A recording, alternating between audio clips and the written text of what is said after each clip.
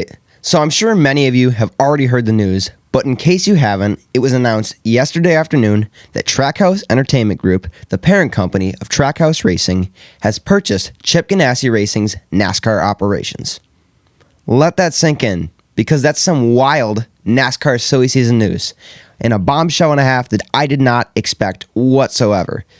Not for a second did I think that this would be happening.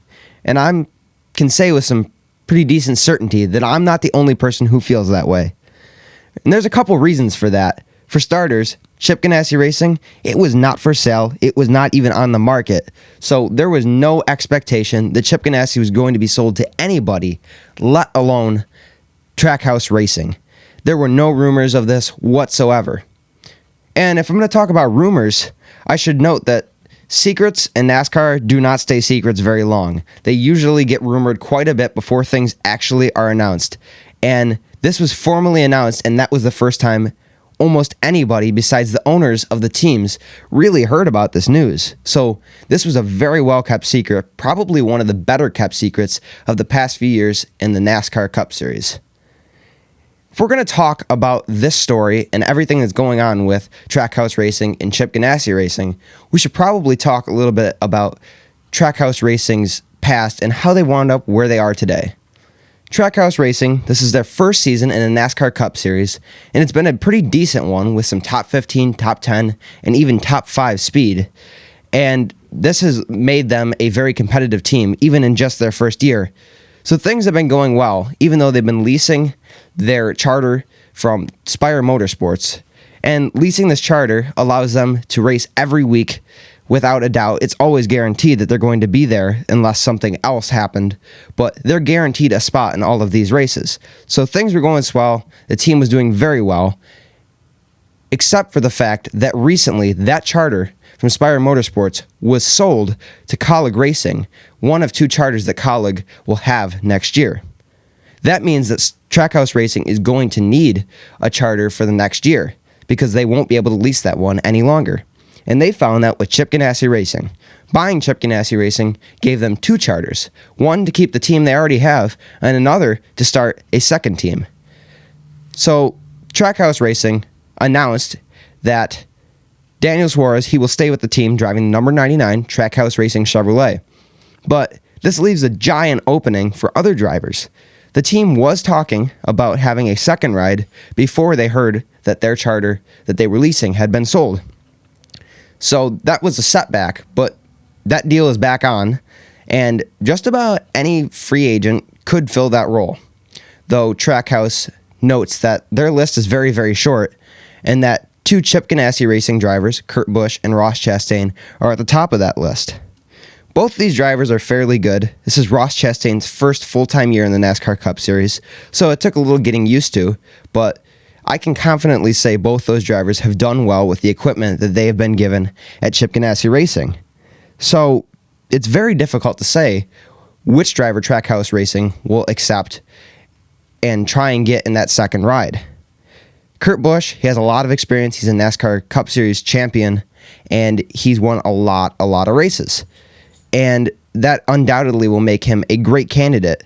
But Ross Chastain, he's good too. He doesn't have any wins in the Cup Series to his name today, but that doesn't mean it couldn't be coming. Daniel Suarez, the driver they already have now, doesn't have a win in the Cup Series to his name, but he showed a lot of speed, and who knows what Trackhouse could give to Ross Chastain.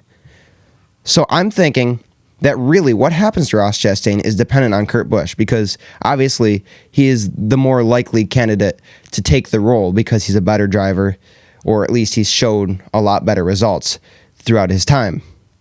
If Kurt Busch, who's been rumored to go to Trackhouse, he's been rumored to go to a second ride at 2311 Racing, who this is their first year too.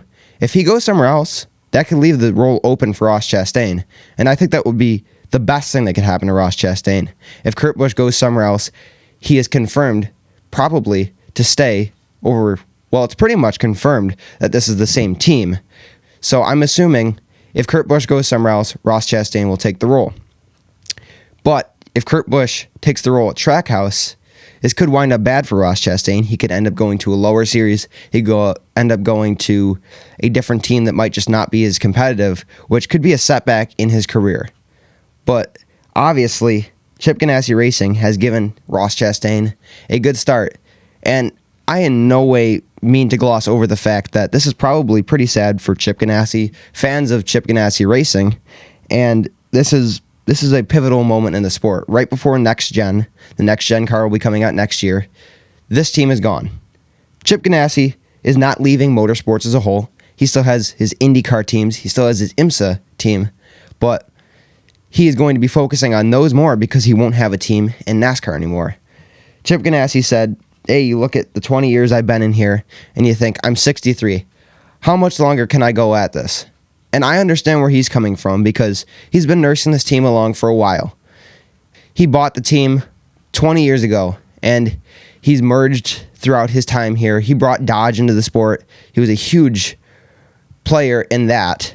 He was not the only team that brought Dodge into the sport, but he helped a lot with that. He's brought a lot of drivers to success. Drivers like Sterling Marlin, Juan Pablo Montoya, Jamie McMurray, and now Ross Chastain. He's given them all chances to be professional race car drivers and to give them a chance in NASCAR.